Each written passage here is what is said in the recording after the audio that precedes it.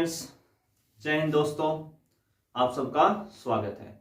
और आज इस वीडियो में हम बात करने वाले हैं एक बहुत ही इम्पोर्टेंट टॉपिक्स के ऊपर, जो खास करके बोर्ड स्टूडेंट्स के लिए ये वीडियो मैं बना रहा हूँ कि लास्ट टाइम्स है ना, आपको मैं टिप्स दे रहा हूँ बोर्ड एग्जाम के स्टूडेंट्स के लिए कि आप जो बोर्ड की कॉपी है उसको कैसे अच्छे से रिप्रेजेंट करें, कैसे उस एग्जाम में लिखें ताकि आपको अच्छे मार्क्स मिलें और एग्जामिनर भी आपकी कॉपी देख के उसका भी मन खुश हो जाए। तो इन चीज़ों से काफ़ी स्टूडेंट्स के माइंड में जो है वो डाउट्स रहते हैं, अलग अलग क्वेश्चंस उसके माइंड में आते हैं कि कॉपी हमें कैसे लिखनी चाहिए, कैसे कॉपी में वर्क करना चाहिए।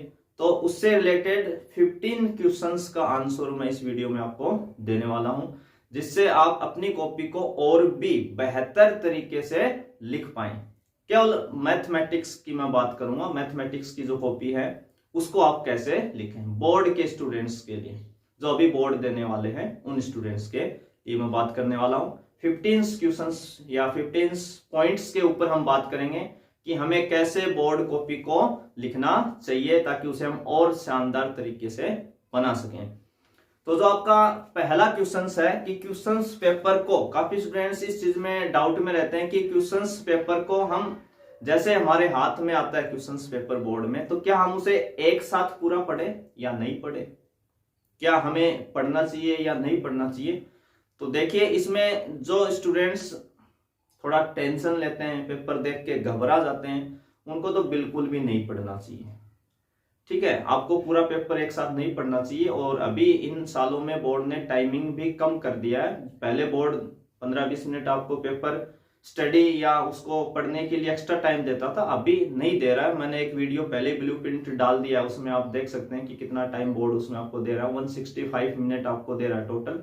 तो उसमें एक्स्ट्रा रीडिंग के लिए कोई टाइमिंग आपके पास है नहीं बोर्ड पेपर में, ठीक है ना। तो इस डाउट में आप नहीं रहे। जो टेंशन नहीं लेता वो एक हल्की सी नजर दौड़ा सकता है पेपर के ऊपर, पर इतना टाइम हमें वेस्ट नहीं करना, क्योंकि इस बार क्वेश्चंस भी बहुत ज्यादा होने वाले हैं। 30 क्वेश्चंस तो आपके शॉर्ट होंगे सेक्शंस ए के अंदर, ठीक है ना। तो उसमें काफी टाइम लग जाएगा, तो हमें टाइम वेस्ट नहीं करना। हमें जैसे ही पेपर मिले तो हमें उसको स्टार्ट करना है, ठीक है। दूसरा, क्या पर्सन क्वेश्चन नंबर 1 से स्टार्ट करें।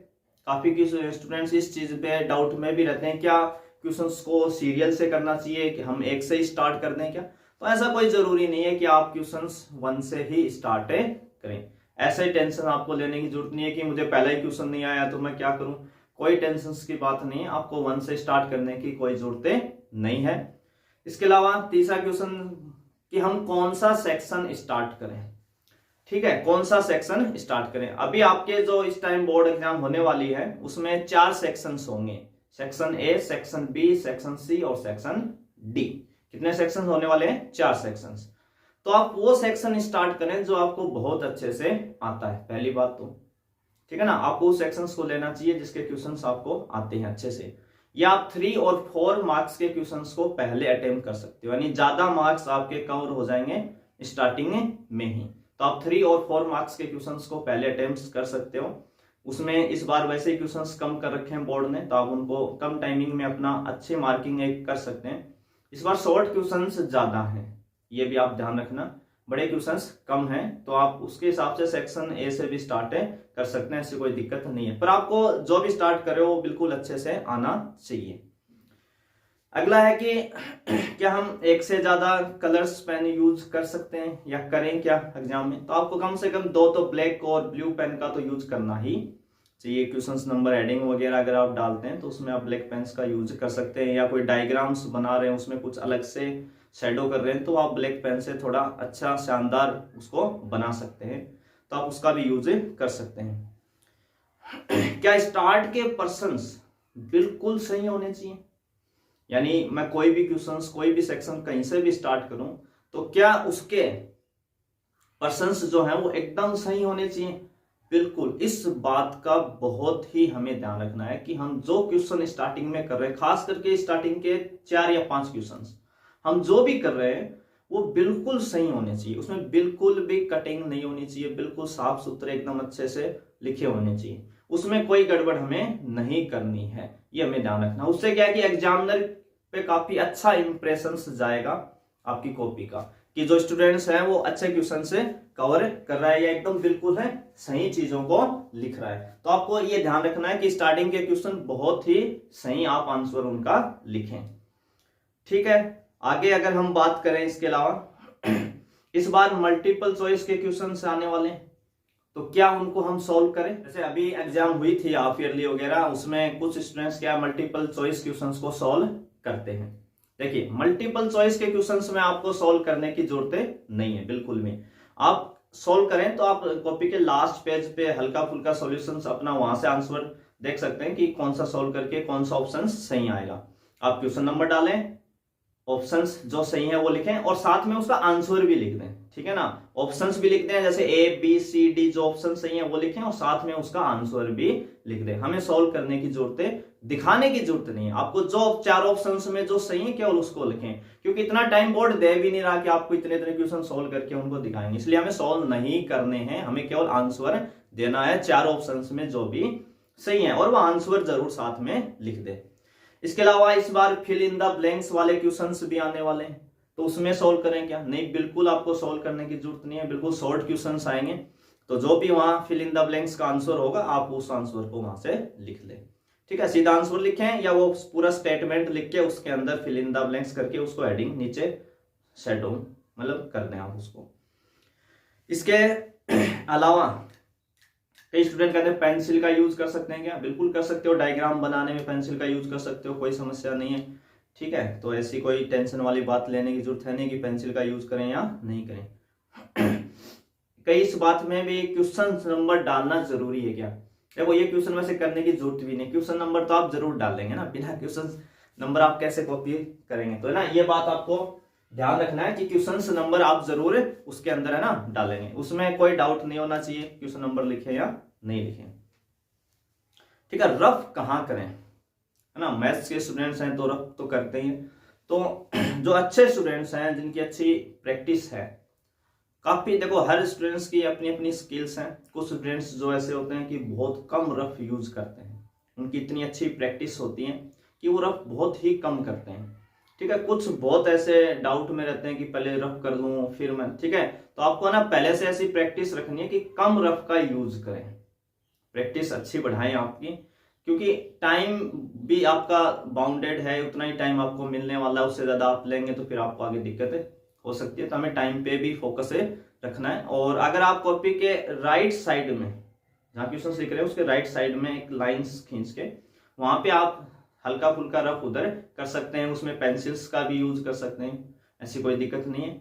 और लास्ट पेज पे आप चाहो कि मुझे ज्यादा नहीं करना, लास्ट पेज पे उधर हल्का फुल्का एक पेज आप दे दें स्पेशली लास्ट में भी कॉपी के, जिसपे आप रफे कर रहे हैं, ताकि आपकी कॉपी भी एकदम नीट एंड क्लीन साफ सुथरी दिखेगी, बीच में कोई डिस्टर्बेंस नहीं दिखेगा।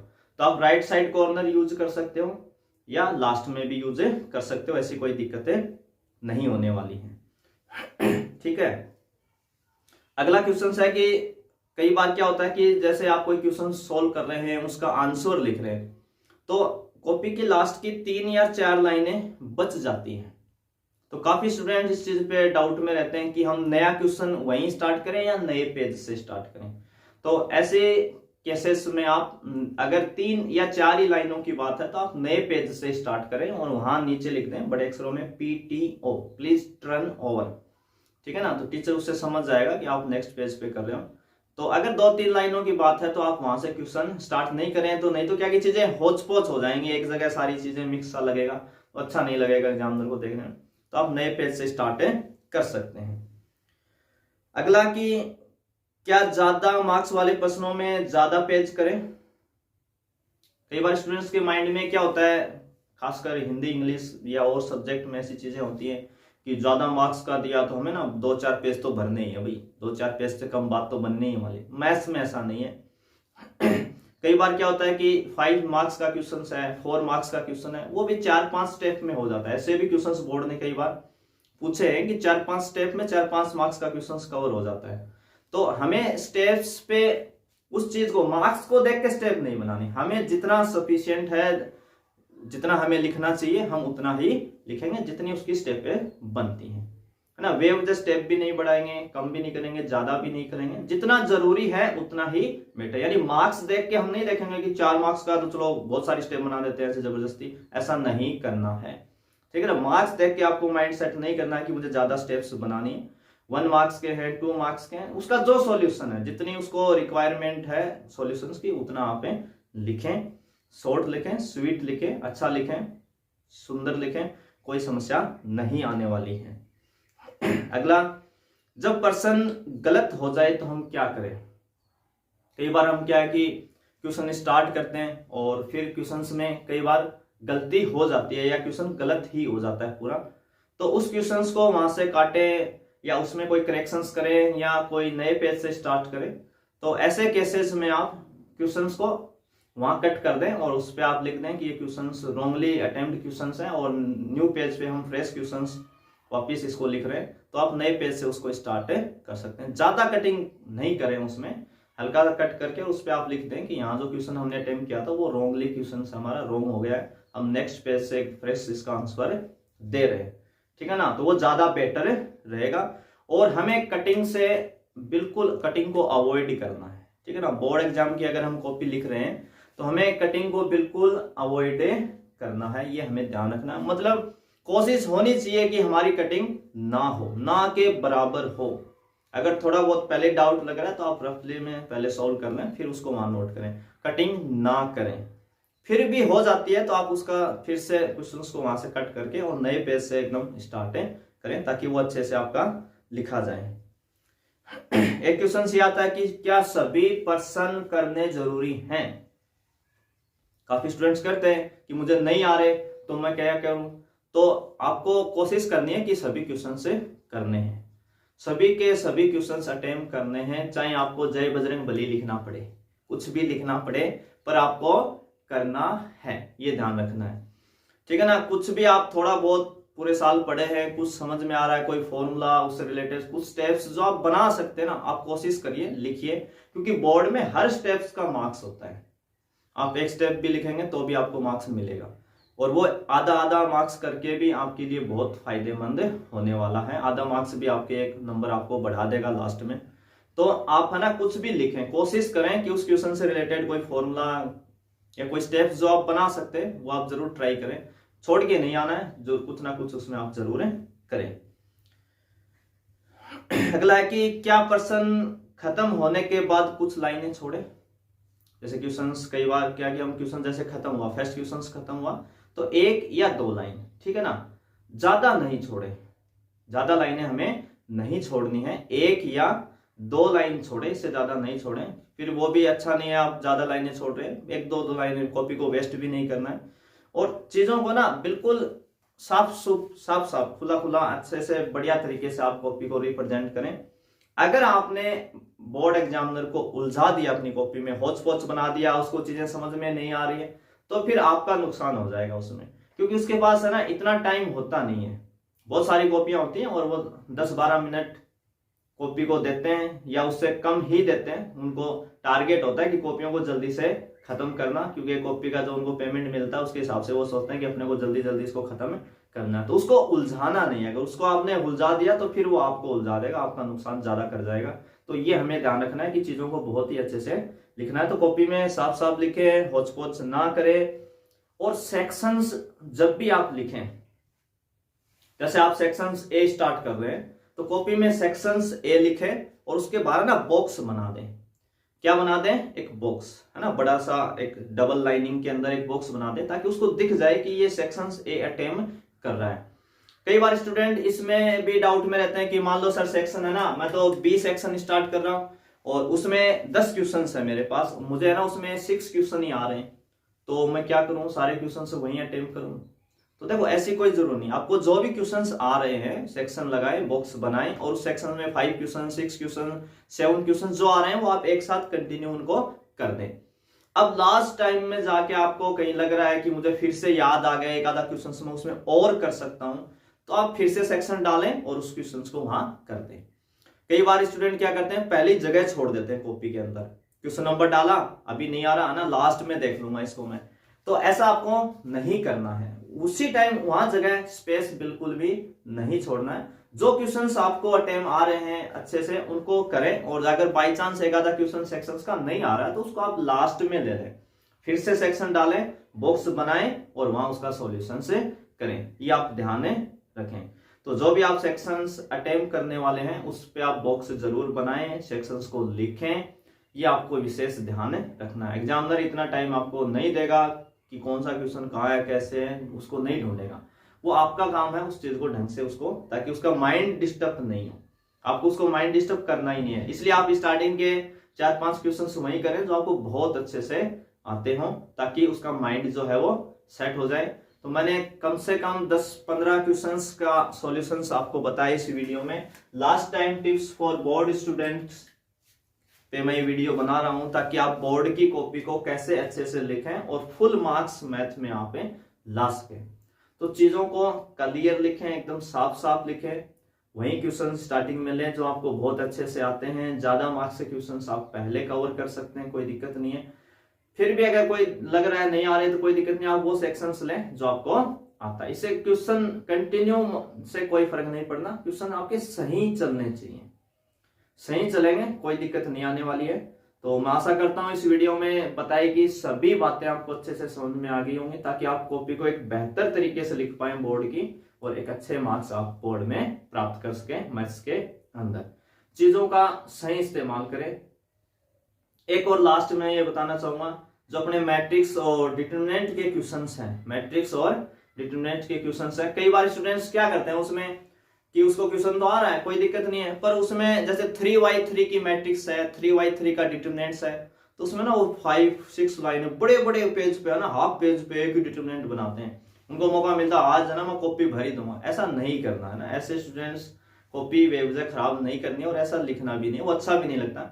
अगर 3/3 का मैट्रिक्स डिटरमिनेंट है तो आप 3 लाइंस का ही यूज करें, ठीक है ना। हर चीज का एक इंपॉर्टेंस है, अगर आप बेवजह ऐसे ही कुछ लिखेंगे तो फिर अगला भी परेशान हो जाएगा। अच्छे से लिखना है तो 3 लाइंस बहुत होती है लिखने के लिए, 4 लाइंस यूज कर ले आप ज्यादा से ज्यादा, मतलब देखने में अच्छा लगे, इस हिसाब से आप लिखें, ठीक है। तो ये आप जरूर ध्यान रखें, मैट्रिक्स और डिटरमिनेंट वाले चैप्टर्स में ऐसे बेवजह कुछ भी ना बनाएं बड़े बड़े की चलो भर देते हैं अपने को, क्वेश्चन में 3-4 पेज भर देते हैं। हमें पेज भरने से मतलब नहीं है, चीजों को ढंग से हमें लिखना है, ये हमें ध्यान रखना है। दूसरा, बोर्ड में आपको ध्यान रखना है खास करके, जब आप सॉल्यूशन लिखें तो कोशिश करें जो फॉर्मूले आप यूज ले रहे हैं वो साइड में लिख दें, बीच में ना लिखें। क्वेश्चन की स्टेप चलने दें और साइड में लिख दें, ठीक है ना, ताकि वो वहां से देख ले। कई बार क्या होता है कि आपका क्वेश्चन गलत है तो आपको फॉर्मूले में भी मार्क्स मिल जाएगा, चलो कम से कम फॉर्मूला सही है। और स्टेप बढ़ाएं, है ना, बेवजह भी नहीं बढ़ानी है। जिस क्वेश्चन में जैसे 4 मार्क्स का क्वेश्चन है, उसमें आपको ना स्टार्टिंग में 3-4 स्टेप आ रही हैं बस, उससे ज्यादा आपको नहीं आ रही हैं, तो आप क्या करेंगे, कुछ भी करके थोड़ा बहुत उसमें 5-7 स्टेप बढ़ा लेंगे, इधर उधर कैलकुलेशन करके सही लिखें पर, और 5-7 स्टेप बना ले, तो उसमें क्या है कि आपको ज्यादा मार्क्स मिल जाएंगे। भले आप आंसर तक नहीं पहुंचे पर आपको ज्यादा मार्क्स मिलेंगे। तो स्टेप का बहुत इंपॉर्टेंट है बोर्ड के अंदर। और इस साल वाला जो खास करके 2022 में जो बोर्ड पेपर होने वाला है, उसमें मैं लास्ट में बता रहा हूं कि आप शॉर्ट चीजों को ढंग से पढ़े, क्योंकि 56 मार्क्स का 80 में से 56 मार्क्स जो है वो आपके शॉर्ट क्वेश्चंस आने वाले हैं। तो आपको उसमें शॉर्ट चीजें हैं ज्यादा रेडी करनी है, आपकी प्रॉपर्टीज हैं, फॉर्मूले हैं, 2-4 स्टेप्स के जो सॉल्यूशंस के जो क्वेश्चंस हैं वहीं, और बुक से ही रेडी करने हैं, ज्यादा इधर उधर टेंशन लेने की जरूरत नहीं है, बोर्ड यहीं से देने वाला है। तो आपको शॉर्ट क्वेश्चंस पे ज्यादा फोकस करना है इस साल, ताकि आप ज्यादा नंबर से प्राप्त कर सकें। और कैसे चीजों को लिखें, ये सारी चीजें मैंने आपको बता दी हैं, कैसे कैसे आपको सारा काम करना है। तो ज्यादा से ज्यादा आप इस वीडियो को अपने साथियों के पास शेयर करें, उनको बताएं कि कॉपी को कैसे हमें लिखना है, कैसे हमें कवर करना है, ठीक है। तो मैं आशा करता हूं आपको ये सब चीजें समझ में आई होंगी मेरे द्वारा बताई गई। तो मिलते हैं फिर कभी नेक्स्ट वीडियो में, तब तक बाय आप सभी को, थैंक यू।